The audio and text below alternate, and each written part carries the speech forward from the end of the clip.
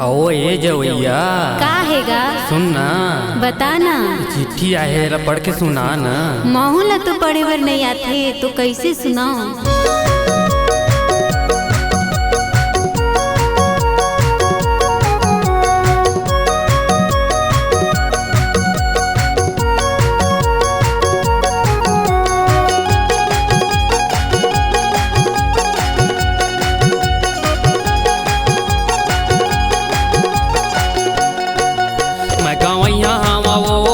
पढ़े लिखे नहीं हो मैं तो अनपढ़ हूँ ना। मैं देहाती हवा वो पढ़े लिखे नहीं हो मैं तो अनपढ़ हूँ ना।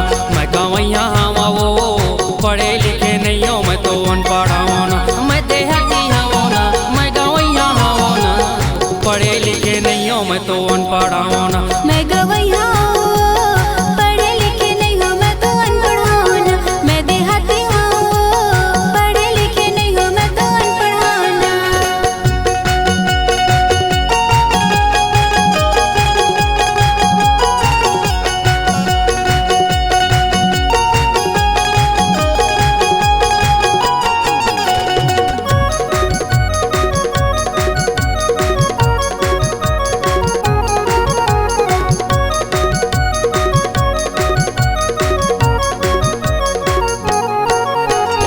मैयक मारे जाए रहे भैया ससुरारी।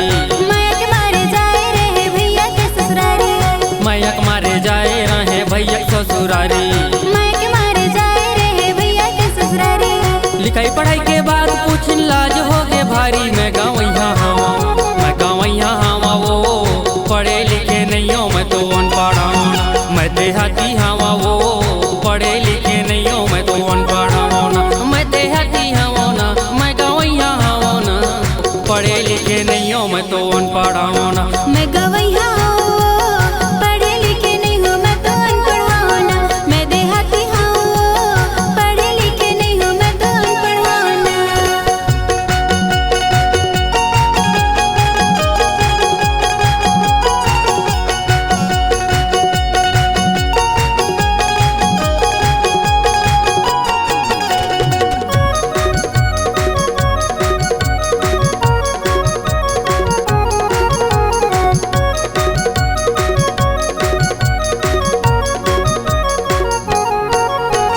रामगढ़ के तीर में बसे पंडरी पानी गाँव। रामगढ़ के तीर में बसे पंडरी पानी गाँव। रामगढ़ के तीर में बसे पंडरी पानी गाँव। रामगढ़ के तीर में बसे पंडरी पानी गाँव। बिंझा मोरे जाती हवा राजेश मोरे नाव। मैं गवैया हवा मैं गवैया हवा वो पढ़े लिखे नहीं हो मैं तो अनपढ़ हूँ ना। मैं देहाती हवा वो पढ़े लिखे नहीं हो मैं तो अनपढ़ हूँ ना। मैं देहाती हवा ना मैं गवैया हवा ना। पढ़े लिखे नहीं हो मैं तो अनपढ़ हूँ ना। मैं